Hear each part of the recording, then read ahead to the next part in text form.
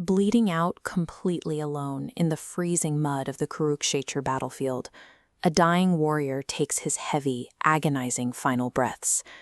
Yet this solitary, broken figure is widely remembered as the most generous philanthropist and formidable fighter of his age. People call him Mahadani, the Great Giver. He is a man who built his entire reputation on unshakable loyalty, charity, and a strict adherence to fair play. But look at how his life is ending.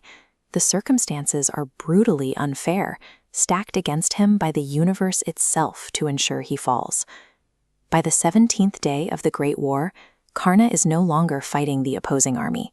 He is wrestling with the inescapable, crushing gravity of destiny. The trap snaps shut late in the afternoon. In the middle of intense combat, Karna's chariot jolts to a sudden, violent halt. The earth literally opens up and swallows his left wheel deep into the dirt. Despite possessing immense physical strength, pulling on the wood yields absolutely nothing. It is stuck fast. This timeline plots two ancient grievances converging today. First, the earth goddess's curse, trapping his wheel. Second, Parashurama's curse. When mortal fear strikes, this curse triggers, plummeting his defenses. The divine mantras for his celestial weapons are instantly erased.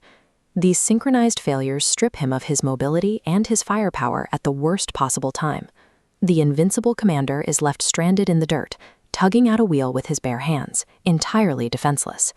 No tactical maneuver outsmarted Karna. He was dismantled by a calculated mathematical convergence of ancient curses designed to render him completely helpless.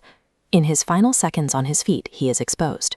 His bow is cast aside, his attention fixed solely on freeing the sunken wheel. Arjuna draws his bow and releases the lethal Anjalika arrow, sending it tearing through the air to sever Karna's head. A heavy, violent silence falls over the earthly battlefield. But in the heavens, a profound grief takes hold, as his divine father, the sun god Surya, openly weeps. The lethal strike successfully destroys the physical body of a great warrior, yet the deepest, most resilient core of Karna's character remains entirely untested. The dust settles around the wreckage of his chariot. Karna lies bleeding in the dirt, his life force slowly ebbing away into the earth that trapped him. Through the haze of the battlefield, a seemingly insignificant figure walks toward him. It is an impoverished, elderly Brahmin. This frail man is actually Lord Krishna in disguise. He intercepts the dying commander to execute one final, deliberate test of his moral endurance. The Brahmin asks for alms. It is a deeply absurd request to make of a man who has already been violently stripped of his wealth, of his chariot, of his weapons, and his very lifeblood. Lying there with nothing left, Karna realizes he still possesses exactly one item of material value, a single golden tooth. Grasping a jagged stone, Karna agonizingly smashes his own golden tooth out of his mouth to fulfill the Brahmin's request. In this act of self-mutilation for a stranger's sake, Karna renders the physical outcome of the war irrelevant. He dies in the mud, but he leaves the field with a moral authority that no arrow could ever pierce. Witnessing this ultimate sacrifice, Krishna immediately drops his disguise. He reveals his radiant divine form, officially validating the dying man as the truest Mahadani. The aftermath ripples outward with a quiet devastation. Queen Kunti, the mother who abandoned him at birth, is now forced to weep for her firstborn son in complete and utter secrecy. Across the battlefield in the Kaurava camp, the news lands like a physical blow.